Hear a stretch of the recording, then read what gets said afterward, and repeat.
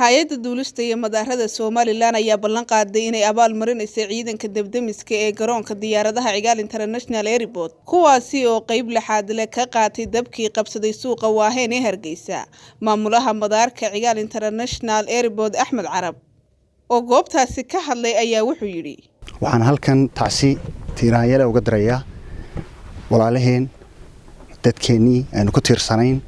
ee suuqa Waaheen in gabi ahaanba Somaliland ay ku tiirsanayd ee baaba iyo foolxumada iyo dhibaatadu soo gaadhay waxaan Ilaahay uga baryayaa in cawl khayr qaba Ilaahay ugu bedelo waxaan mahadnaq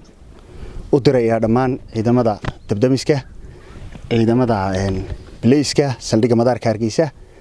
oo ka hawlgalay masiibada qaranka ku habsatay aad baan ugu mahadnaqayaa anigoo ka wakiila maarayaha guud ee hay'adda duulista iyo madaarada Cumar Sayid Cabdullaahi Aadan waxaan ballan qaadaynaa inaan abaalmarin siino hawlgallada ay ka hawlgaleen maxaa la yiraahdaa masiibada ka dhacday suuqa Waaheen Ilaahay idinkiisa waxaan leeyahay dadaalka aad samayseen aad u gasheen dadkiina iyo dalkiina iyo qarankiinaba inaad halka ka sii wadaan anagoo idinku kalsoon experience-kiina iyo xirfadiina waxaan Ilaahay idinka rajaynayaa in halka ka wadaan waana idin garab taagan hiiliyo hooba إن شاء الله تعالى قبل مرتين نواديار aad baan idku mahadnaqayaa sidoo kalena waxa goobta ka hadlay madaxa ciidanka debdemiska madaarka Cigaal waxaana kamid ahaa hadaladiisa hawshaas intaan ku jirnay muddada 15 saacadood oo waliba shift quraan ku jirno aanan isbedelin muddada 15 saacadood shiftigeena asismeenan bedelin sidaan soo galay waqtigii magaranaysa 9kii habeenimo soo galay ilaa eedaankii duurintu dhacayay oo aan markaa uga tagnay qoladii dawladda hoose waxyaabihii dabkii sii qiiqayay waxyaabihii magaranaysa sii socday aan uga tagnay ilaa waqtiga mar qura kamaanaan bixin maanaan ogeyn fahayana intaan hawlgal ku jirnay 15 saacadood ka bacdi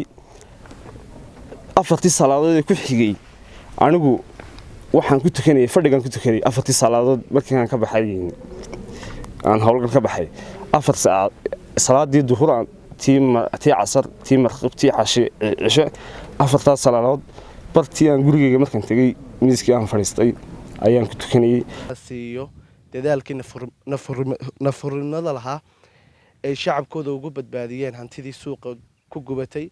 iyagoo 24 saacadood la soo dhaafay shaqaalaha debdemiska ciidanka debdemiska airport-kuna ay qayb lixaad ka ahaayeen inay damintii dabka suuqa Waaheen ka kacay maarayaha hay'adda duulista iyo madaarada Cumar Sayid Cabdullaahi Aadan muddadii xafiiska joogay wuxuu bilaabay kor u qaadida iyo tayeynta iyo tababarsiinta ciidanka debdemiska airport-ka maamula dadaalkii iyo maaraya dadaalkii aad geliseen ciidamadeena debdemiska airport-ka tacabkii aad geliseen iyo waqtigii aynu gelinay tababarkii aad geliseenba maanta ummadda Somaliland iyo ummadda Soomaaliyeed iyo ummadda caalamkuba way wada aragtay Wahuda Maxamed Jaamac Honkable TV Hargeysa